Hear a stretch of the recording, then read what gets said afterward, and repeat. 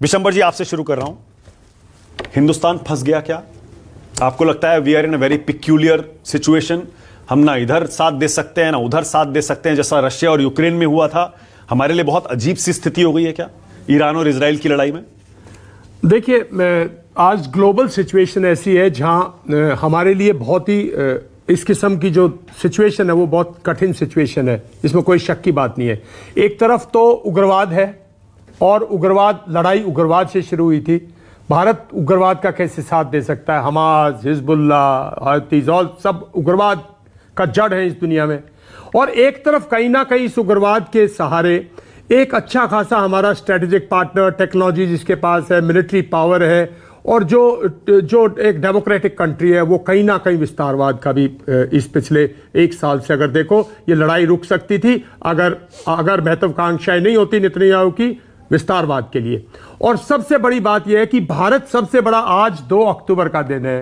जिस मुल्क ने इंसानियत दी, प्रेम का संदेश दिया, अहिंसा दी, वो मुल्क सचमुच फंसा हुआ है, क्योंकि इन दोनों शक्तियों के साथ आप जिसका भी साथ देते हो, मैं कहीं ना कहीं आप पूरे के पूरे भारत का जो भारत का मूल वो है उसके खिलाफ जाएंगे। और जहां तक ईरान की बात है, ईरान स्पॉन्सर स्टेट है। हम कहते हैं जी भाई पाकिस्तान स्पॉन्सर स्टेट है, हम कहते हैं चाइना स्पॉन्सर स्टेट है, चाइना विस्तारवाद है और ये सब उग्रवाद है। तो भारत एक्चुअली आइडियोलॉजिकली, जो भारत की आइडियोलॉजी है, जो भारत की थिंकिंग है, जो भारत की स्ट्रैटेजी है, वो कहीं ना कहीं मैं समझता हूं इसमें पूरी। लेकिन भारत एक बहुत मजबूत स्थिति में है। अगर रशिया यूक्रेन वॉर में, मैं पहले दिन से कह रहा हूं, अगर किसी देश के इंटरेस्ट थे जो दोनों से की दोस्ती करा सकता था, भारत करा सकता था। अगर यहां कोई पीस इनिशिएटिव ले सकता था, बिकॉज भारत ने जब यहां पे भारत ने बार बार हमने साउथ वर्ल्ड की बात की थी, साउथ के प्रॉब्लम सॉल्व करने की, तो ये पूरा साउथ में प्रॉब्लम्स है।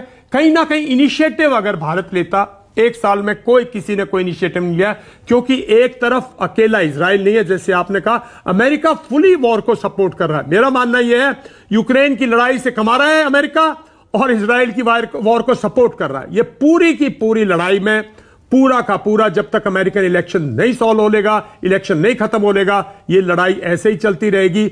और वर्ल्ड वॉर की चिंता मत कीजिए, उस सवाल पे जब आएंगे मैं जवाब दूंगा क्योंकि वर्ल्ड में ना ऐसे लीडर्स हैं, ना ऐसी वो है, ये सब अपने अंदर, नेतन्याहू भी अपनी पैर जमा रहे ना कहीं वो पीस सॉल्यूशन निकाल सकते थे, काफी पनिश कर चुके थे। देखिए बात सुनिए, आप हमास को पनास करते करते साथ में वेस्ट बैंक में पैलेस्टीनियंस को भी तो पनिश कर रहे हैं ना, तो वो भी तो एक इंसानियत का दावा है ना। वो कहते हैं हमारे हॉस्टेजेस हैं ना, वो देखिए, वो ये जब तक हॉस्टेजेस नहीं छोड़ेंगे तब तक कैसे करेंगे? तो आप गाजा में थे, आप वेस्ट बैंक में, फिर आप तो तभी तो मैं कह रहा हूं कि लड़ाई शुरू किसने की? लड़ाई शुरू एक उग्रवाद ने की। लड़ाई फैलाई किसने? लड़ाई एक विस्तारवादी ने फैलाई है। और लड़ाई शुरू करने वाले लड़ाई खत्म करना नहीं जानते। दुनिया में लड़ाई जिन्होंने शुरू की है उन्होंने खत्म नहीं की। हिटलर ने स्टार्ट की थी सेकंड वर्ल्ड वॉर, उसने खत्म नहीं की, अमेरिका ने। आपको लगता है ईरान और इजराइल में अगर फुल फ्लेजेड वॉर होती है, ये खत्म नहीं होगी? कोई नहीं जीतेगा? बिल्कुल। जब आप आज तक गाजा एक साल को नहीं सॉर्ट आउट कर पाए, पहले आप लेबनान को सॉर्ट आउट करेंगे, अभी आप लेबनान में घुसिए ना, हिजबुल्लाह को सॉर्ट आउट कीजिए, फिर आप ईरान की बारी आइए ना। ऐसे इतना नहीं है, तबाह हो जाएगी दुनिया। बगैर सेकेंड वर्ल्ड वॉर के दुनिया तबाह हो जाएगी, क्योंकि ये बड़े इंपॉर्टेंट, सब मानेंगे, बहुत इंपॉर्टेंट सी लाइन है। मैं आपसे पूछ रहा हूं एज अ डिफेंस एक्सपर्ट, आपकी जितनी समझ है, मैंने क्या क्या दोनों के पास हथियार है मैंने बताया, कौन कौन से देश उनके साथ है मैंने बताया। अगर आमने सामने की फुल फ्लेजेड जंग होती है, जिसकी शुरुआत हमें लगता है कल रात को हो गई, अब ये हो नहीं सकता कि इजराइल रिटेलिएट ना करे, इसके चांसेस बहुत कम है। तो आमने सामने की लड़ाई में कौन जीतेगा? देखिए, इजराइल की जो स्ट्रेंथ है वो एयर पावर है। वो ईरान की नंबर ऑफ एयरक्राफ्ट भी बहुत पुअर क्वालिटी के, when it comes to real technology.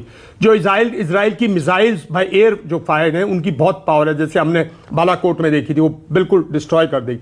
मेरा मानना यह है कि डायरेक्ट कन्फ्रंटेशन वॉर नहीं होगी, जिस तरह से एरियल वॉर है, एक स्टैंड ऑफ वॉर है, ये स्टैंड ऑफ वॉर है, कंप्लीटली स्टैंड ऑफ वॉर चलेगी। मतलब ग्राउंड ऑफेंसिव की कोशिश कोई नहीं करेगा, क्योंकि बॉर्डर बहुत दूर है ईरान का। ठीक है, अब अगर इजराइल ने मान लीजिए ईरान के न्यूक्लियर इंस्टॉलेशंस को, ऑयल पाइपलाइंस को, ऑयल इंफ्रास्ट्रक्चर को निशाना बनाया, तो हालात कितने बिगड़ सकते हैं विशंबर जी? बहुत हालात बिगड़ेंगे अगर आप न्यूक्लियर साइड। और मुझे यह लगता है कि कहीं ना कहीं ईरानियंस ऑलरेडी ये इनिशिएट कर चुके हैं रात को। अगर देखें जिस तरह डेजर्ट में जो डेजर्ट है इसराइल का, इजरायली जो न्यूक्लियर इंस्टॉलेशंस हैं, इजरायली जो स्ट्रैटेजिक फोर्सेस इंस्टॉलेशंस हैं, वो सारी इस एरिया में लोकेटेड है। और वहां मैं समझता हूं आयरन ड्रोन जो है वो सक्सेसफुल रहा है, अदरवाइज तो रात को ही बहुत डिस्ट्रॉय हो जानी चाहिए थी। कहीं ना कहीं रिटेलिएट करेगा तो जरूर इजराइल गैस पाइपलाइंस पे, ऑयल पाइपलाइंस पे शायद नहीं, पर उनके न्यूक्लियर इंफ्रास्ट्रक्चर पे, जिस पर यूएस की बहुत पहले से नजर भी है।